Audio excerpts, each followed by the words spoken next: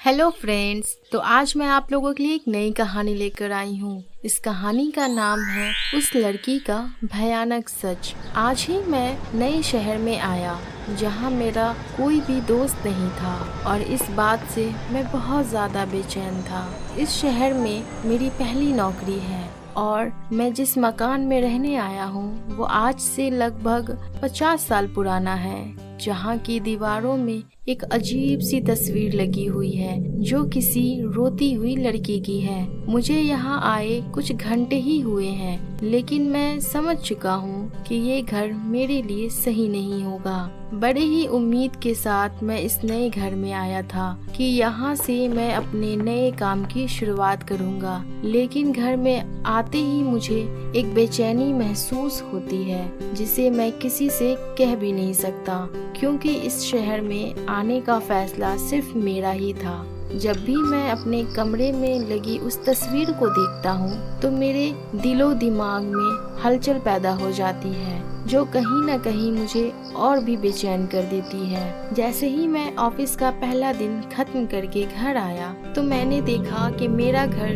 जिसे मैंने अस्त व्यस्त छोड़ा हुआ था, वो बिल्कुल सजा धजा दिख रहा था। मुझे तो कुछ समझ में नहीं आया, लेकिन मैं जैसे ही उस तस्वीर की ओर देखता हूँ तो पापा की वो रोती हुई तस्वीर अब हंस रही थी। आज से पहले मैंने ऐसी घटना ना ही सुनी थी और ना ही देखी थी। मैं चाह रहा था कि फोन करके कम से कम अपना घर वालों को इस बारे में बता सकूं, लेकिन जैसे ही मैं फोन के पास जाता तो फोन अपने आप ही मुझसे दूर चला जाता था। उस रात में बहुत ज्यादा बेचैन था क्योंकि मुझे कुछ समझ नहीं आ रहा था। रात के 2 बजे जैसे ही मेरी आंख खुली तो मैं महसूस करने लगा कि मेरे सिर के पास कोई बैठकर मेरे बालों को सहला रहा था। शुरू में तो मुझे ये एक अच्छा अनुभव लगा, लेकिन जैसे ही मेरी आंखें खुली तो ना जाने कहां से वही फोटो वाली लड़की मेरे सामने प्रकट हो गई और अचानक उसकी नीली आंखें लाल आंखों में परिवर्तित हो गई, जिनसे निरंतर आंसू बह रहा था। उन आंसुओं का रंग अब लाल हो चुका था और ये समझने में मुझे देर नहीं लगी कि आंसू नहीं बल्कि खून है। मैंने जल्दी से ही अपना फोन उठाया और मकान मालिक को फोन करने लगा। जैसे ही मैं फोन में हेलो बोला, वैसे ही अचानक दूसरी तरफ से एक लड़की की आवाज सुनाई दी जो मुझसे कह रही थी, तुम यहाँ से कहीं नहीं जा सकते, क्योंकि जिस जगह तुम रह रहे हो आज से लगभग 40 साल पहले उस घर में मैंने अपनी जान दी है और इसके बाद इस घर में किसी ने भी कदम नहीं रखा। तुम आखिरी इंसान रहोगे जो इस घर में रह रहे हो। अब मैंने तेजी से फोन को पटक दिया और दरवाजे को खोलने की कोशिश की, लेकिन दरवाजा इतने जोरों से बंद था कि मैं उस दरवाजे को खोल नहीं सका। जैसे ही मैं लपक कर खिड़की की ओर गया तो डर की वजह से मैं कांपने लगा और उस लड़की के कदम मेरी तरफ बढ़ने लगे। बढ़ते हुए कदमों की आहट से मैं पीछे की ओर हटने लगा, लेकिन अब मेरी नजर उसके पैरों पर पड़ी तो ये देखकर मैं और भी घबरा गया कि उसके पैर उल्टे थे। आज तक मैंने कभी किसी लड़की को अपना दोस्त नहीं बनाया और ना ही किसी के सामने कोई भी गलत हरकत की, लेकिन अब ये सब बातें करने का कोई भी मतलब नहीं था, क्योंकि मुझे ऐसा लग रहा था अब बहुत देर हो चुकी थी। अचानक मुझे बाहर से किसी के चिल्लाने की आवाज़ आई। जैसे ही मैं दौड़कर खिड़की के पास गया तो मैंने देखा कि ये तो मेरे ऑफिस का दोस्त है जिसने पहले ही दिन मेरी बहुत मदद की थी।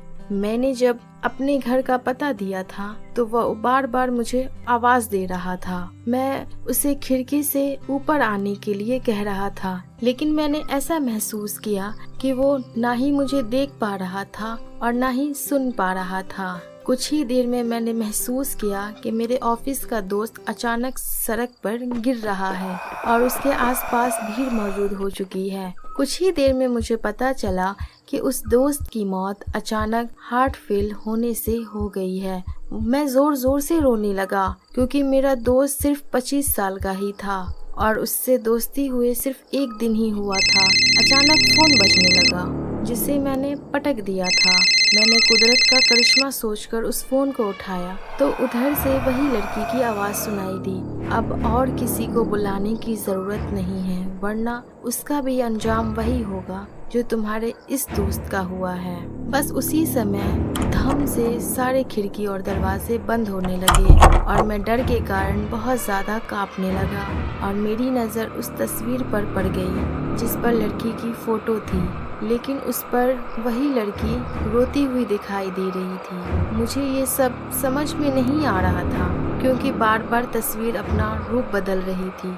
अचानक मैं बेहोश हो गया और मुझे होश आया तो मैंने देखा कि मैं खुद उस तस्वीर के अंदर कैद हो चुका हूँ और ये लड़की बाहर आ चुकी है। उस लड़की ने बड़ी ही अजीब मुस्कान के साथ मुझसे कहा, 40 सालों से मैं एक ऐसे इंसान की तलाश में थी जो मेरी जगह उस तस्वीर में ले सके।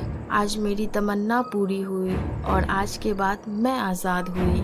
मैं बार बार अंदर से उसे चिल्ला रहा था, लेकिन उसने किसी की नहीं सुनी और वो लड़की तस्वीर में ही मुझे कैद कर कहीं उड़ गई। आज मुझे तस्वीर में कैद हुए लगभग 20 साल हो चुके हैं और उस घर में अब कोई दूसरा इंसान नजर नहीं आता। जब भी मैं बाहर की ओर देखता हूँ तो सिर्फ मकड़ी के बड़े बड़े जाले ही दिखाई देते हैं। बाहर की दुनिया में अब क्या हो रहा है मुझे इस बारे में कुछ पता भी नहीं है। एक दिन अचानक उस घर में इतने सालों के बाद एक दंपति रहने आया जिसकी नई नई शादी हुई थी। इतने सालों तक इस तस्वीर में कैद रहने के बाद मुझे अब इतनी ताकत नहीं थी कि मैं खुद के लिए कुछ कर सकूं, लेकिन जैसे ही मैंने उन्हें देखा तो महसूस हुआ कि ये वही लड़की है जिसकी वजह से मैं इस तस्वीर में कैद हूँ। अचानक वो लड़की मेरे पास तस्वीर में आते हुए अपनी लाल आंखों से घूरते हुए मुझे कहती है, कैसा लगा? 20 साल तक इस तस्वीर में रहने पर मैं उसकी बातों से दंग रह गया और साथ ही साथ डरने लगा क्योंकि न जाने मुझे वही डर फिर से महसूस हो रहा था जो सालों पहले महसूस किया था। ऐसी स्थिति में मुझे कुछ समझ नहीं आ रहा था क्योंकि ना चाहते हुए भी मुझे उस तस्वीर में कैद रहना पड़ रहा था। इतने सालों तक मैंने उस तस्वीर में ही एक जगह बनाई थी, लेकिन आज जब फिर से मुझे वही चेहरा नजर आया तो ना जाने कहां से मेरे अंदर एक ताकत आ गई और फिर मैंने इधर उधर देखना शुरू किया जिसमें मुझे तस्वीर के अंदर की तरफ ही एक चाबी दिखाई दी जिसके माध्यम से मैंने उस तस्वीर को खोलकर बाहर निकलने की कोशिश की। लेकिन इस बार किस्मत मेरे साथ थी और अचानक तस्वीर अपने आप खुल जाती है और मैं बाहर की ओर आता हूँ। मुझे लगा था कि मैं अब यहाँ से कभी नहीं निकल पाऊंगा, लेकिन जैसे ही मैं बाहर आया तो अचानक मुझे महसूस हुआ कि किसी ने मेरे पैर पकड़कर खींचे और मैं जमीन पर गिर पड़ा। फिर मैंने एक पैर से ही भागने की कोशिश की, लेकिन अचानक सारे दरवाजे बंद हो गए और फिर वही डरावनी शक्ल की लड़की मेरे सामने आई, जिसके बाद मैं बिल्कुल कांपने लगा।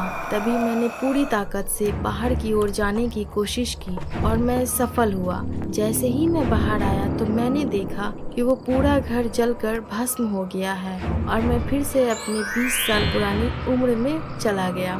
समय अपनी चाल से चलता है, लेकिन न जाने कैसे मेरे लिए समय पीछे हो गया और मैं फिर से अपनी दुनिया में वापस चला गया। ये सब मेरे लिए एक बुरे सपने की तरह था, लेकिन मैंने उस सपने को जिया था जो मैं सिर्फ अपने परिवार वालों के साथ ही रहना चाहता था और कहीं नहीं।